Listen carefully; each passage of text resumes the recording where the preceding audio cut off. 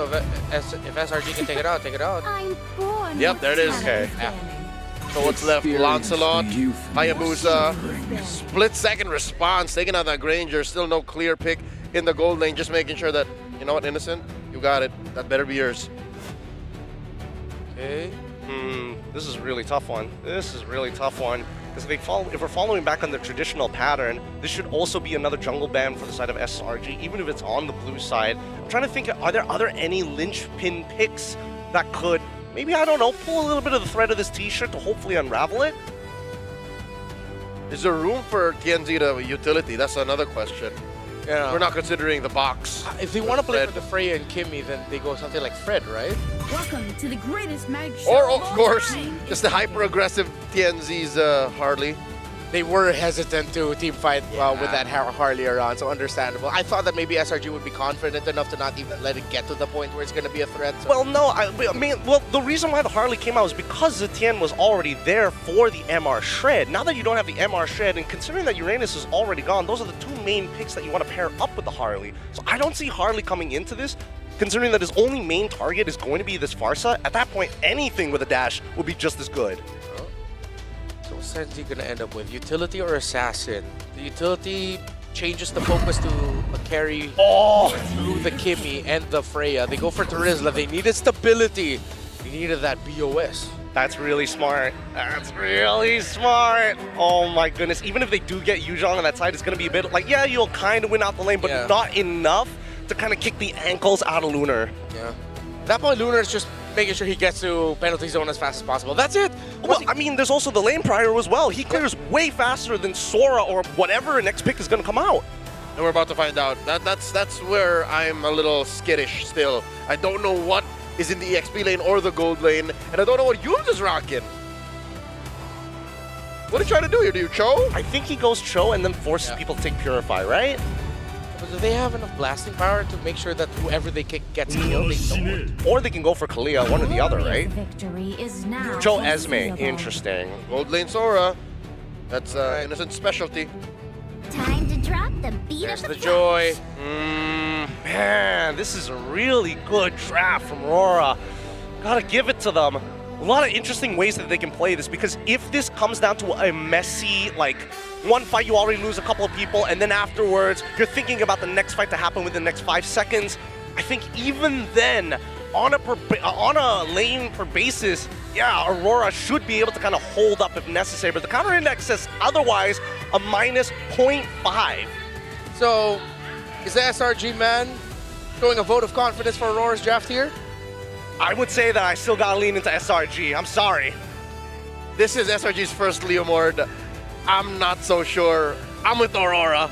Will we go to game 5, or will it mean that SRG goes down to the lower bracket here and Aurora Turkey will get their best finish for their region in MLBB history? Mirko, Trex, tell the story. Ladies and gentlemen, welcome to the Land of Dawn. Match point for Aurora Gaming. We heard the panel. Gideon is with SRG. Leo is with Aurora. I'm with Trex. Trex, who are you with? I am with Aurora Turkey here right now. I think the draft is clean. Don't get me wrong, there's always potential for SRG, but Aurora this time also has a clean late game potential. And that's where SRG's been getting the comeback. So can SRG do what Aurora did last time and aggressively? Oh, that is what they need. Wait a second. Cram under the tower. Way too greedy, Cram. Oh my goodness, playing. Let's go back there. Yeah. Play, oh my god. First blood, possibly Yums, takes a lot of damage, able to just dash through with the Shun Po. Okay, so at least Lango Red Giants are like, we need to try to be more aggressive, right? We need to try to beat Aurora Gaming at their own game, especially considering we have a fighter now in the jungle. But the thing is, they gotta respect the fact that some of these guys are extra tanky, some of these guys have a Revitalize still. Pagu didn't even have to use that, and they won it out. Luckily, Yums didn't have to flicker too, so that's a positive. Let's take a look at the emblems here. Nothing too crazy, honestly, all throughout. It's still the weapon mastery for the Freya that we've seen in Swiss stage as well. But yeah, it really is just the standard emblems for everybody. I guess for Stormy, usually we would see some Farsas go for pull yourself together when they're on Flickered Farsa, but he wants a bit more mobility with the Wilderness Blessing. I do agree that SRG needs to be aggressive here, but they do still need it. They need Stormy to hit level 4. Yeah. They need that Feathered Airstrike to outrange Rosa. They need Yums to hit level 4. And then I think that's their time to shine, but TNZ, as always, pushing in on the mid. Feathered Airstrike does come down. Stormy finally locks in with the level 4, but uses it right before Turtle. Yeah, that's a big win. Now, AURORA Gaming are really trying to bait out the Phantom Steed away, but it's not going to happen right now. TNZ fully stacked up. For an angle, Electrifying Beats comes out.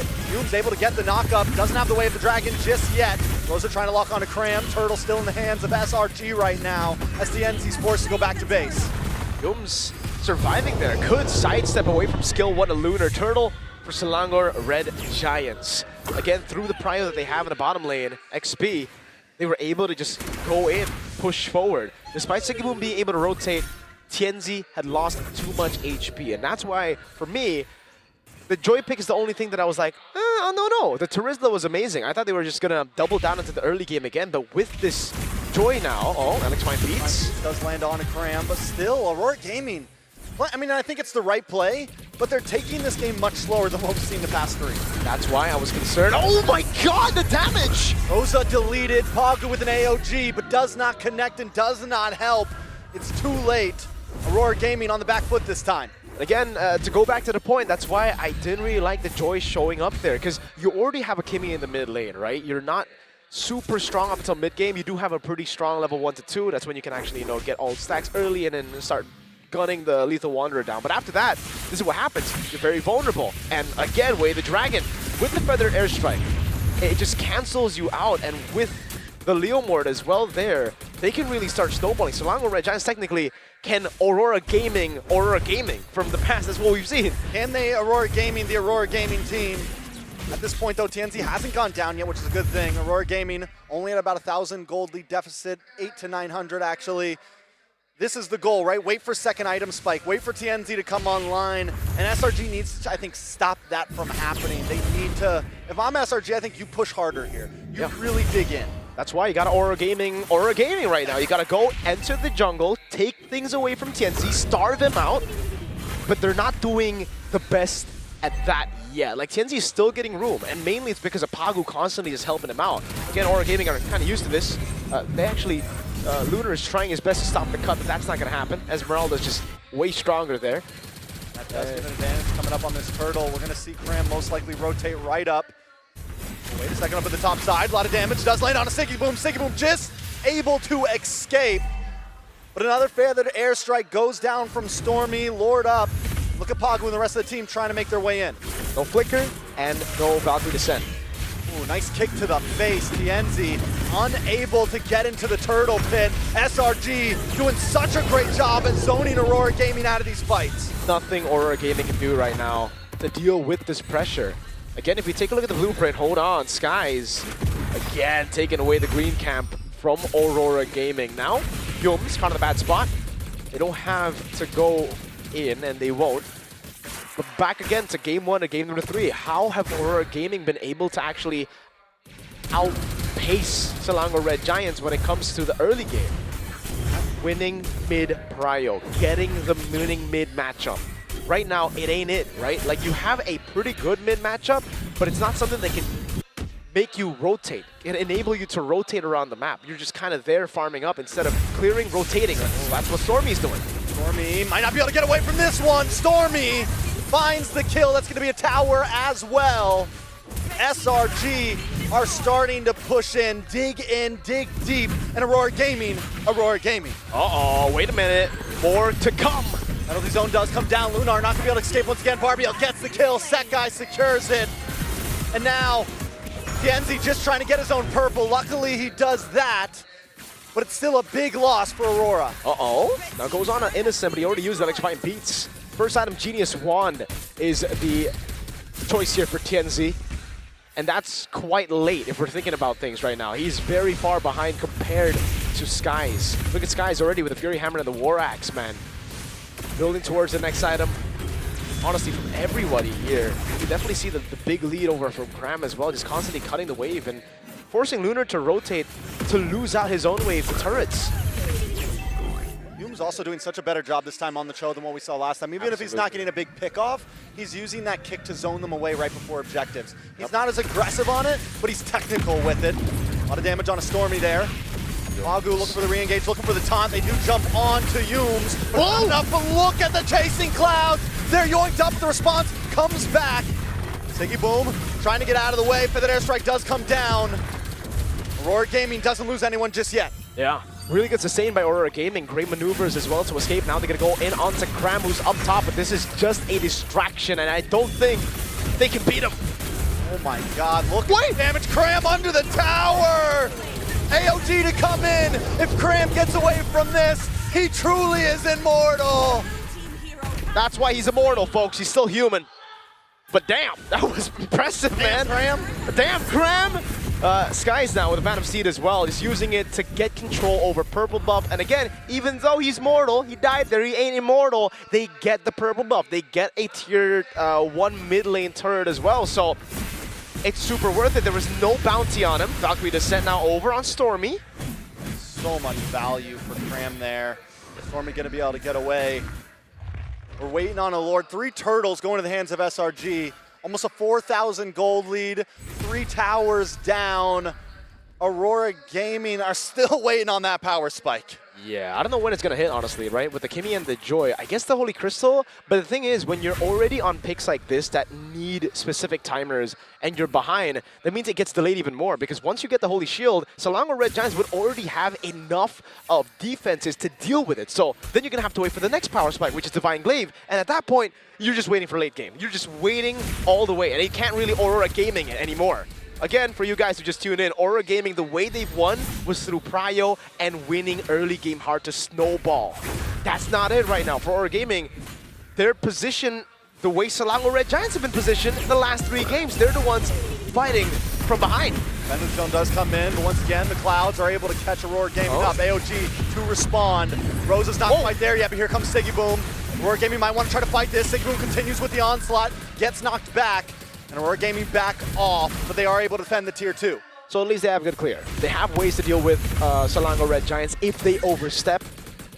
Again, taking a look at the items, I really love Stormy's itemization. It's Tienzi! Tienzi with the electrifying beats, but the damage just isn't there at all. Sekai's doesn't even have magic defense items right now. He went for a brute force breastplate, and still, the damage isn't there. You don't care. You don't care at all, man. He just got the tough boot. That is enough to deal with just a Genius Wand. Yes, at this point still, just a Genius Wand. He's building towards Holy Crystal. He's getting closer, but with all the orange buffs being taken and him zoned away from even mini waves here, it's going to be tough. Youm's. Aw, dude. The constant fades from Youm's on the Cho. But he's being more patient this time with it, right? He's being more careful this time with it. Aurora Gaming on the defense, and this is what SRG did with the Turtles. They zone away Aurora Gaming, and Sekai's just personally takes the neutral objective himself. He doesn't need the rest of his team there. Aurora Gaming has no way in. They have too much zoning power right now, and honestly, there's not really enough damage still for Aurora Gaming to deal with Cram.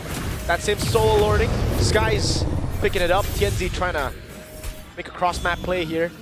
Trying his best to just get some camps away, at least be able to breathe in this harsh climate that Selangor Red Giants have created for Aurora Gaming.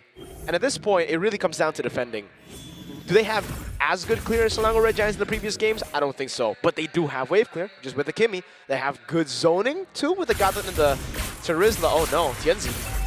Tienzi in a bad spot, electrifying beats.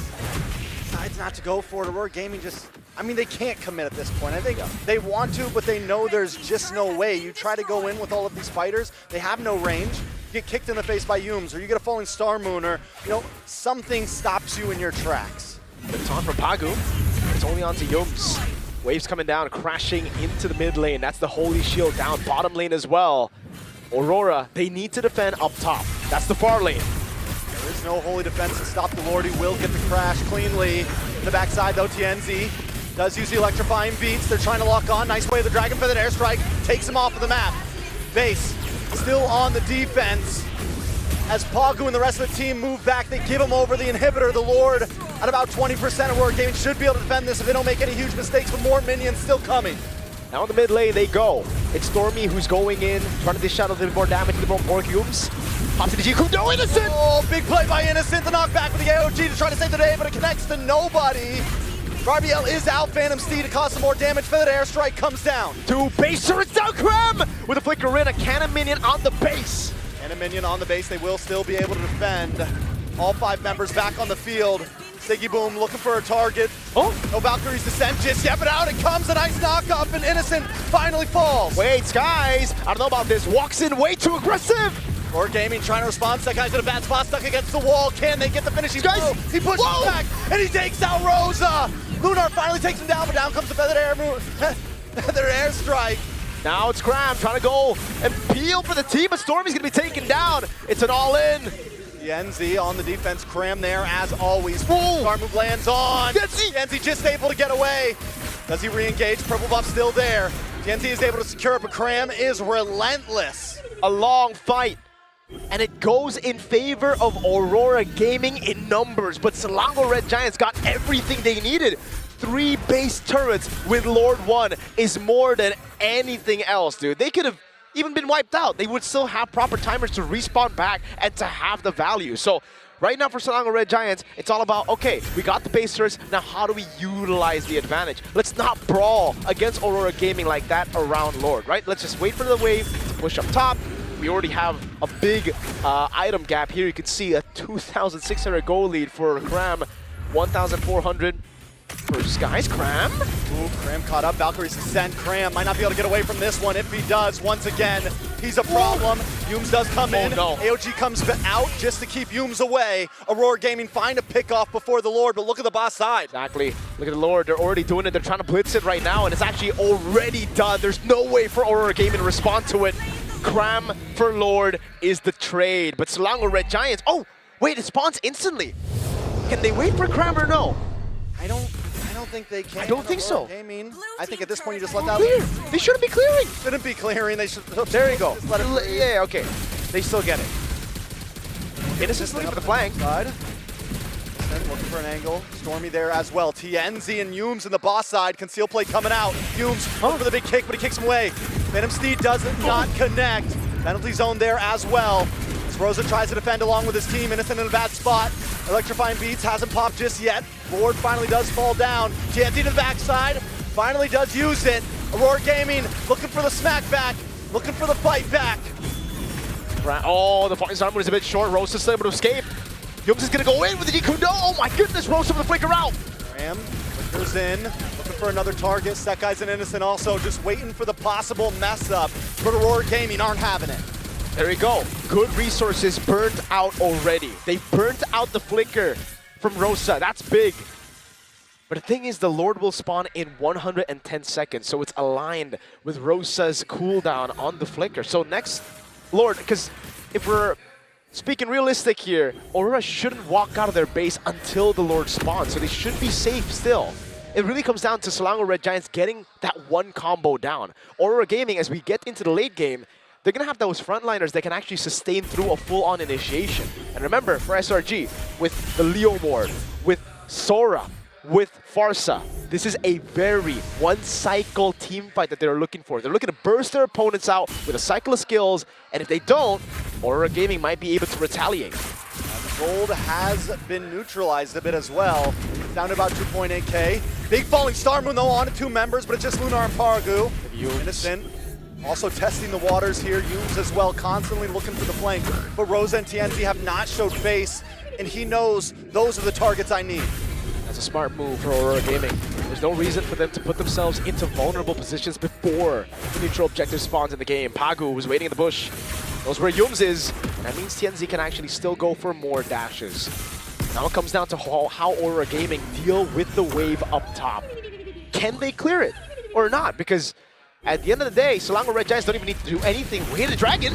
Dragon wrong way. Penalty zone misses as well. For the airstrike comes out. And TNZ is taken off the map. Siggy Boom goes to the back line trying to deal with Stormy, but on the top side, the battle pursues as Rose is taken out and members of Aurora Gaming are falling.